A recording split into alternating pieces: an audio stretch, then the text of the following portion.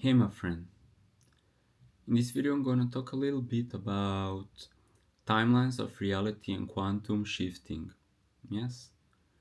Um, okay, you're here and you're inside of time. So this is your avatar here. You're logged in into a simulator or a server where you are connected to this body, okay? And the body itself is like a virtual reality helmet. So there is identity that comes with the body. We call the ego, and the information, how we process this objective reality, comes through the sense of me as the body.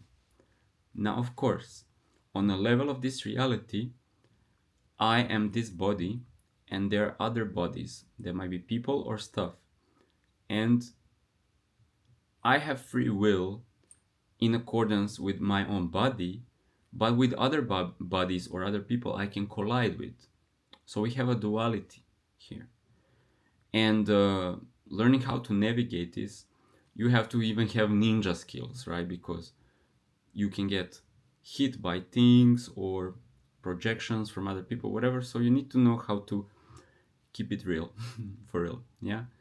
Now on another level, and we could say also your lower chakras and your instinctual behavior tell you how to be, a little bit like animals, and everybody has their own space. So if you invade my space, I'm gonna go like angry cat, yeah. And with people, it's even more complex because cats are just very elegant about it, but we have more things how we relate to each other, what is culturally appropriate. So it gets very complex when you're human, yeah. And you store this information in your energetic memory. You can say your subconscious mind, so it automatically operates for you. Some things you feel nice, you love these things, you are very good with these things. Other things are cringe. So some things you have like weird experience colliding with people or objects, you have like a cringe memory. It triggers you the situation or something, yeah. On another hand, on your higher chakras, they go even beyond this little here. Uh, it's your higher self. So basically, your little spirit. You know, like in video games when you die, and then spirit goes out. Or, for example, astral projection. So, funny example from a couple of days ago. I was like coming into sleep or meditation, I don't know, with my body here. I go out of my body as this little spirit, and I'm similar type of guy like here, but then in this higher spiritual sense, there's no problem, okay? Because the dream realities and the high realities, they're simultaneously molding, like the timelines of these realities are molding themselves simultaneously as you're like walking or whatever, right? So you can shape shift yourself, even you can shape shift realities on a whim. Okay, so there's no colliding with other objects unless you're imagining, and then in your imagination this happens, yes. But then you can put yourself back immediately, so to say. Yeah. So, and then there are many more reality constructs. They might have uh, certain rules that apply to these spaces. Okay, but let's not go into what kind of video games are out there. We're talking about this here game of life when we're human, and then just your spiritual state of being that's way, way, way looser. So in the spiritual body, I was just dancing and having so much fun. Upon entering back into my body and kind of like opening my eyes here, I'm like, oh man, I feel so much like emotion that comes with this positive and negative side, where I feel things are pressuring me and I'm like under so much pressure, and I just feel like I just need a coffee to even wake up, like life is miserable. And then like honest, that's like 50% of it. 50% is like, hey, let's go and dance, and like I want to get into this body and I want to go dancing and having fun in the same way, but it's way easier to do it upstairs, if you will. So here, your energetic memory that you carry with your body, yeah, it will stay, and some things stay condensed because it was like cringe stuff, and you were like, what, and then we cry and feel miserable and whatnot, right? So purging the energetic memory from time to time will get you into that lighter state, but overloading your gameplay, your energetic memory with a lot of experiences and then not having time to process them, you may get in a state of depression. That's when we like do, we do, and then we feel, I can't feel anymore. And I can't express myself anymore because it's compressed all this memory. Now, I said it's going to be about timelines and it's going to be about quantum shifting, but the energetic memory is very important, so I wanted to introduce that. Okay, so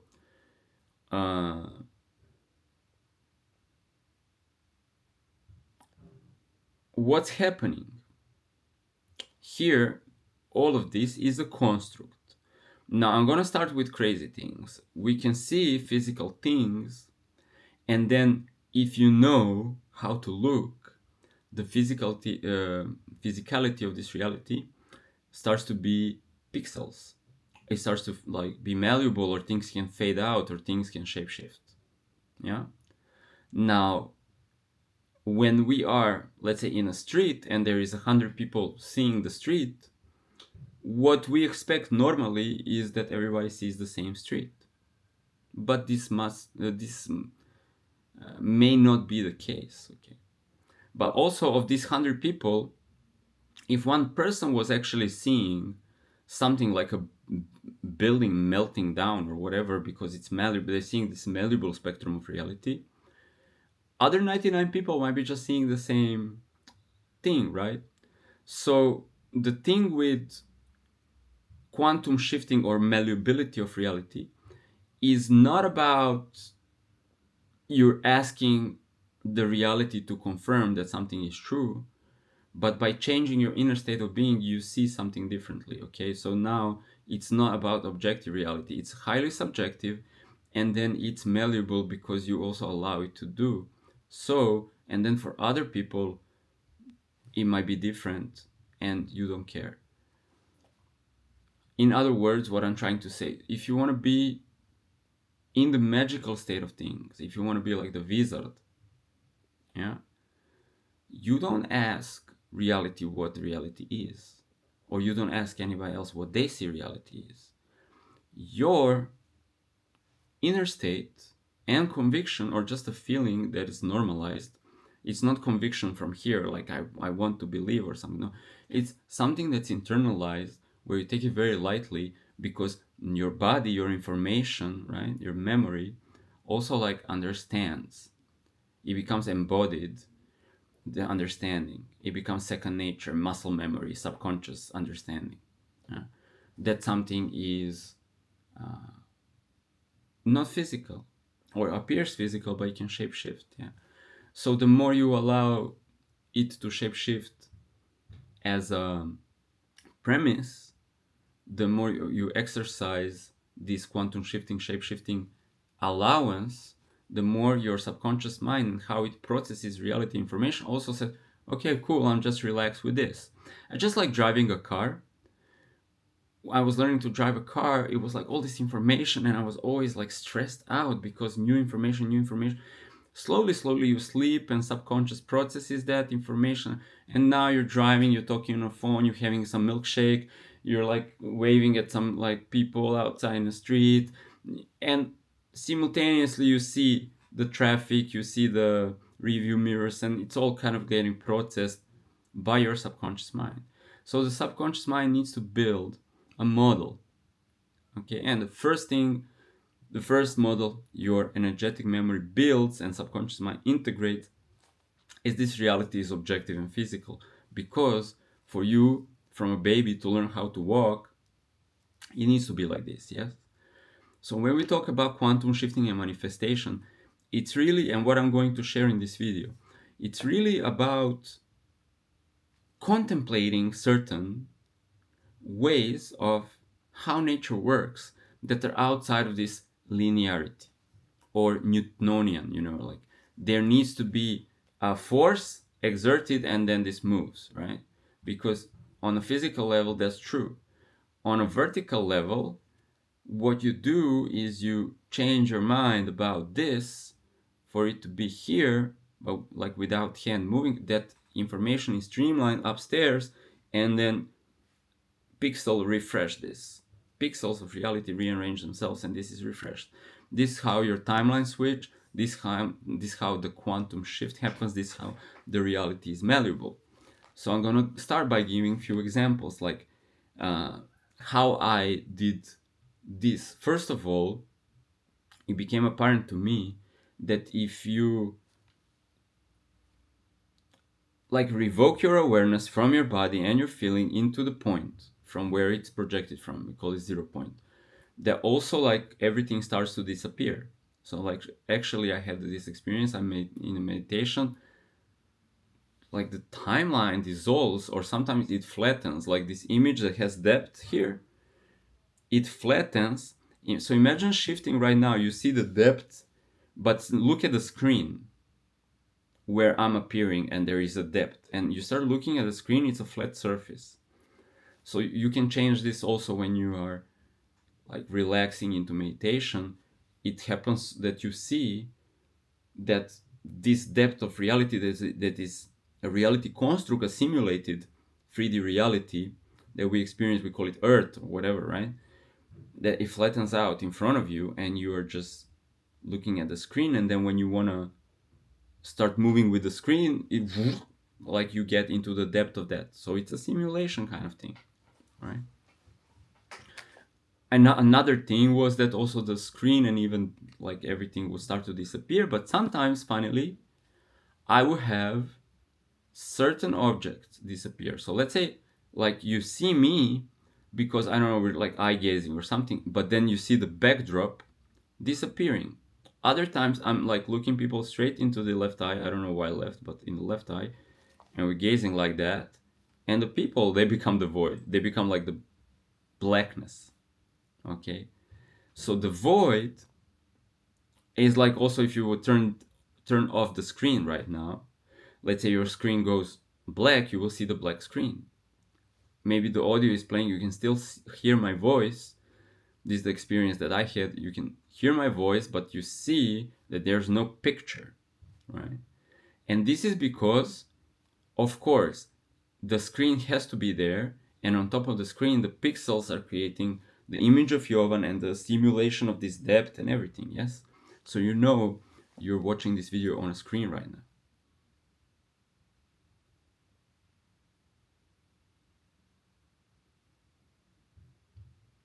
So see, when I connect to this emptiness, it's just funny because all of a sudden there's like this is called nirvana, actually, the state that you experience when you connect with emptiness, and it's like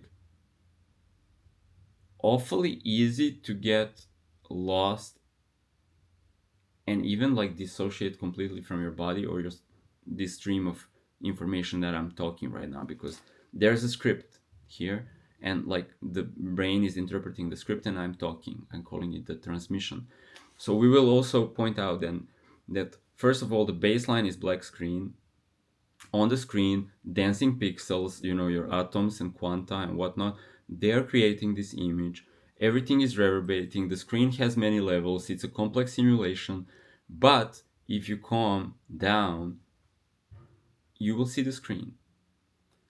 And when you're looking at the screen, not being kind of like engaged with events, yeah, you can be here, you can be talking, you can be like even like doing things, right? Like moving, like dancing. But if you're noticing the substratum, the baseline of reality is a blackness or nothingness, yeah? Or it's the same, it's your consciousness, you're there. So there's like this infinite being, self, experiencer, yes? That is now zoomed in into this game. So your transcendent you, the big self is always there. So that's you, but now you notice. From that noticing, everything else becomes malleable. Because here's the thing, if I want to, let's say, drink from a cup, I have to be here. I have to be touching, licking, smelling. Oh my god, the smell of that, right? So in order to handle objects as a body in space, interacting with different bodies in space, I'm using this operating system of my, let's call it just ego, or my first person immersion, where I'm occupied with a lot of things. And so with that, I do not have to notice the nature of reality. I can always be in the circumference, in these layers of immersion. If I zoom back and I start to see objects around me are here, but they also exist in a relative assembly. So all of these objects are here, and there is a simulator in between, okay, that remembers all of this assembly, all of these boxes, all of this paint stuff, all of these toys, right? Everything here is assembled previously by me. I came as an avatar in this Minecraft reality, and I moved bricks and I moved boxes and I put everything here how it is. And so, tomorrow when I wake up, things are here in the same manner where I left them. This is continuity, okay, that you experience in time. There's a linearity. It's not really linear, it's a spiral progression, but let's not go there. Okay, so just like every day you're gonna wake up, you're gonna have the same loop, but another day you can rearrange objects, you can build or destroy, you can like rearrange things. And then tomorrow you wake up, it's another spiral. You go from where you left it yesterday, and then you build on that, or destroy or rearrange and build more. Okay, so every day you continue evolving what has previously been put there, right? And there is a memory, okay? And how your memory, your body memory, corresponds with where the objects are, it is read by simulator, and the objects are there where you left them, if that makes sense, right? So there is congruency, linearity, there is just hey, things are not in state of quantum instability, so thank God for that, right? Because if everything was dyslexic and the objects are moving, then that would be weird. But sometimes it happens to you, maybe, that like you put your wallet or your keys or something and you know where you put it, and then you can't find it there, right? And this is spiritual interference or metaphysical interference. But you must be like, I'm going crazy. I'm pretty sure I left my keys here, and like I'm going crazy because they're just not there. And something that the reality can do, it can actually move objects, and not randomly, purposefully, because it wants you to pay attention to something else. So you're in a hurry to get the keys, go into your car and like finish something, and you're in too much hurry, and there's like gonna be maybe even like a road accident, okay?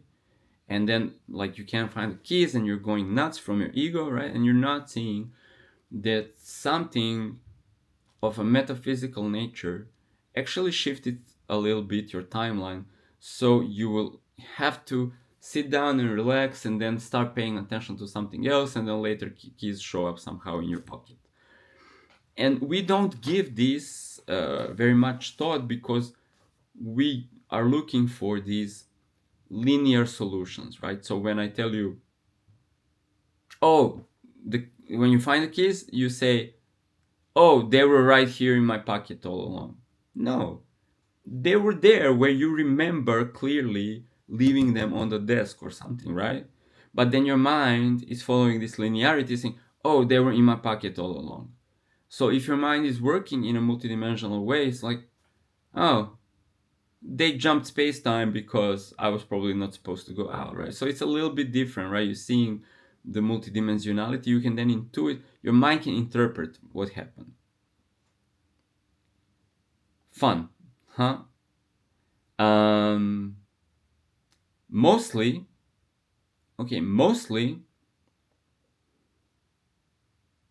people don't care. They just need like something plausible story, and they just go with it, right?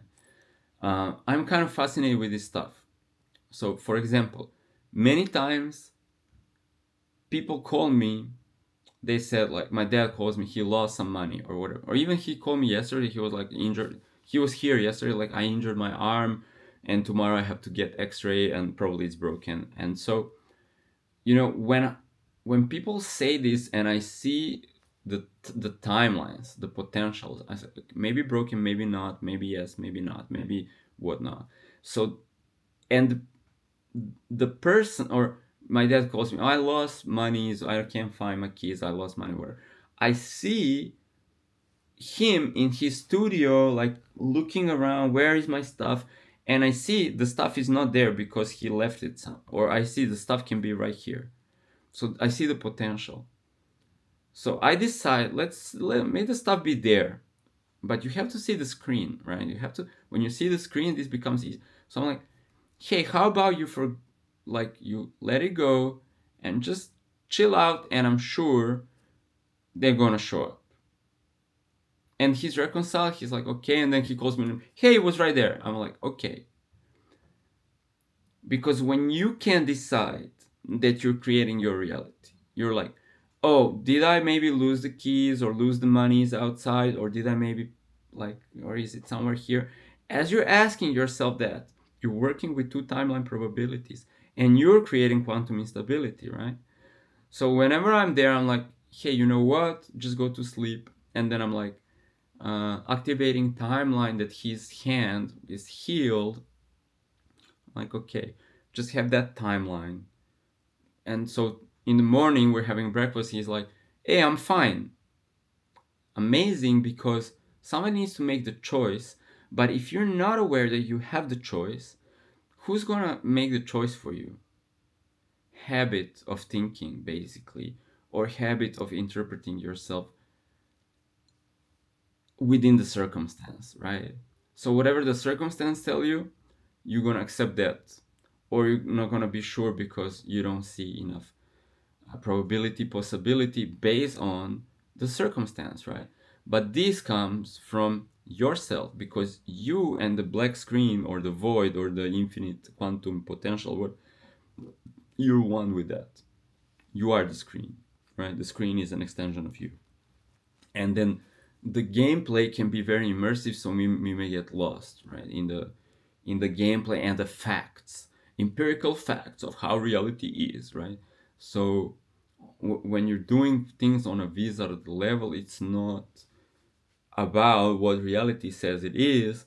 Reality is conveniently not shape shifting my mug and like spilling coffee over me. So I've covered that. Like the objective reality, it's covered. I can walk, I can jump, I can talk to people, I can scratch my head. It's perfect. It feels all the sensual experience. That's good. That's great.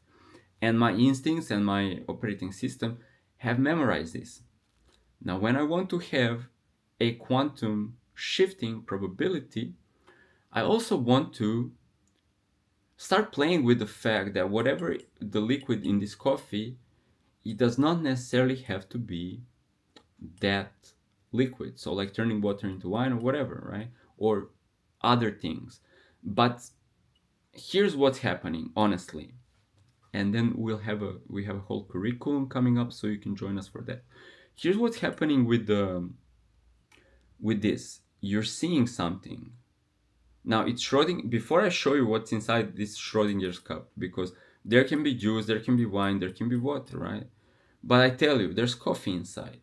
Now your mind already internalizes and projects the expectation of that to be coffee.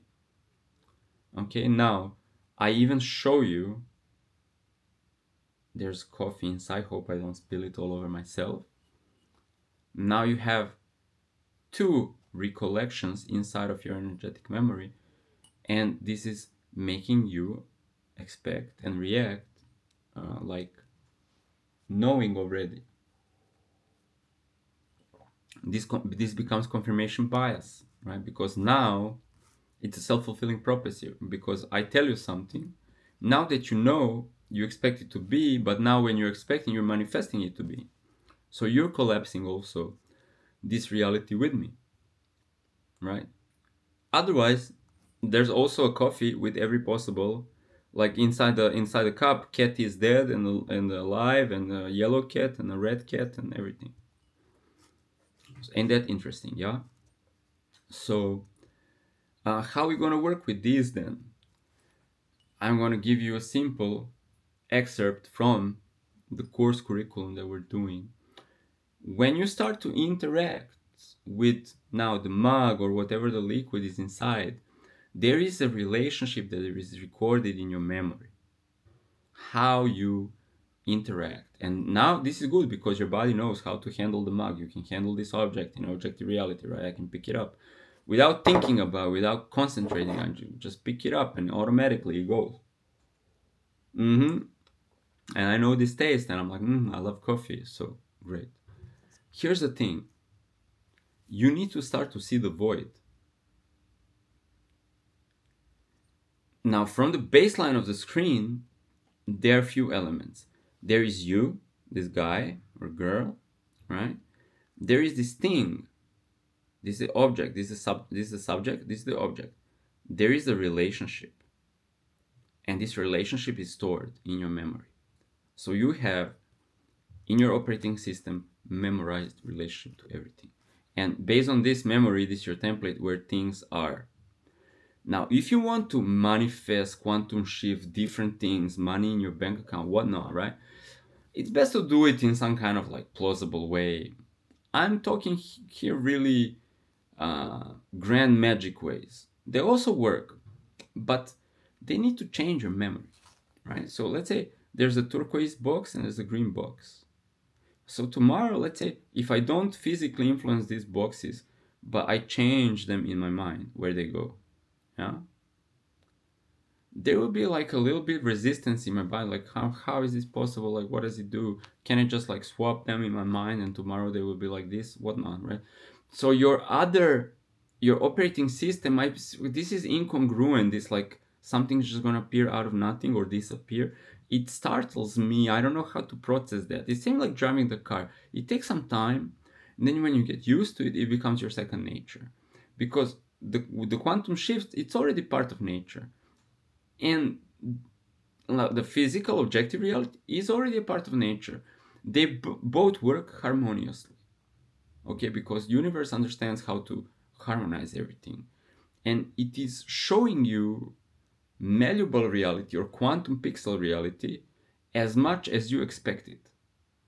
When I'm sharing these things with you, you may update your expectation, your understanding, then you start to imagine how these things work, then more miracles start to show up. Yeah, because then your subconscious mind, your program, your operating system starts to also expect that, right? Just like driving the car becomes second nature, like it's a wonderful day, we're driving in the car, pop, pop, pop, pop, pop. Right? That's the same way you're going about your reality, not giving it much thought or effort how to manifest something, but just accepting this can just manifest, this can just manifest. I can see it like, oh, if I see it as a timeline, yeah, I'll probably just like put it there and then whoop, things are there, things are there. So it's very effortless for you, but the process also is, where is that? Subject, object, relationship. The relationship is the memory of how you're operating objects and how you're operating reality. So you want to understand this thing, and this is where I leave you. Subject is appearing on the screen. My friend, this screen right here is like, black screen. Yeah? As a construct of pixels, so you are pixels. The coffee is pixels. How you in the screen operate this stuff, right? And the relationship that is your energetic memory, your subconscious mind, your operating system, it's also pixels. They're just like neatly arranged here in like a bunch of data stacks that you call subconscious mind. So when you want to change your subconscious mind, when you want to change the coffee, when you want to change the mug, when you want to change yourself, you're going to start with the screen where already everything is relative. And then you will change relationship, the energetics of your subconscious. And then you will feel differently in relationship to whatever this is. And then this can show up in a different way. So I hope that makes sense. We're going to go into many more details and troubleshooting your manifestation, your quantum shifting, your energetics, the reality construct in the quantum shifting essentials curriculum that we're dropping really soon. And then we already have 0 point curriculum, 0 point essentials that's just about like the void. But here, I guess I'm just gonna leave you with this one thing. You need to see in things that have shape and form the emptiness behind them, and it's a little bit easier when you close your eyes and start to feel through this dimension, because your eyes, and your fingers, they want to touch and experience this physicality, right? So you have to look with your inner eye and kind of look through things, look through this person. This is an assembly of pixels, right? It's the words are vibrations that are also coming, everything's coming from the void. Really, what is talking to you is just this big self that has one screen, and then on the screen becomes these puppets. It's my avatar, your avatar, and we're all being animated through these scripts. With quantum shifting, you can change the scripts of what people are talking. You can change objects, as I said, boxes or reality, or turn wine into water, or even like shift mountains, as they said, because really, in how the timeline is getting assembled,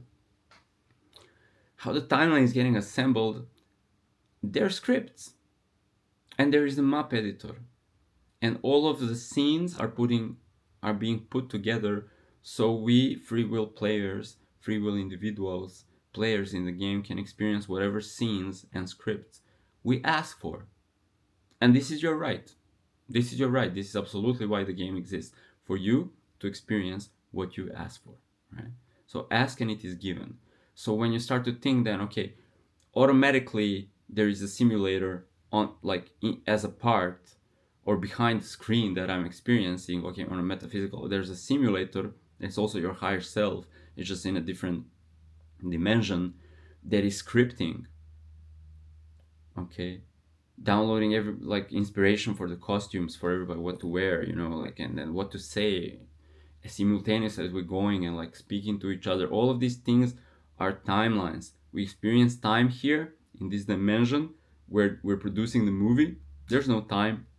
There's just infinite scenes being produced, put together, timelines being built, and then here loaded, and we can like go and touch things, lick, smell, enjoy, and like talk scripts. Blah, blah, blah. So once you start to interact with the production, they can change scripts, they can change the map or the scene, move objects, whatever, right? Because it's effortless to that dimension of reality, how it's going to render out these. And now you have to find some also congruency between what you remember, what's true for you, and how to tackle this infinite possibility in a way that only you can like utilize to, I don't know, make a little bit of art here and there, whatever you want to do. Experiment, have fun. There we go. Bye.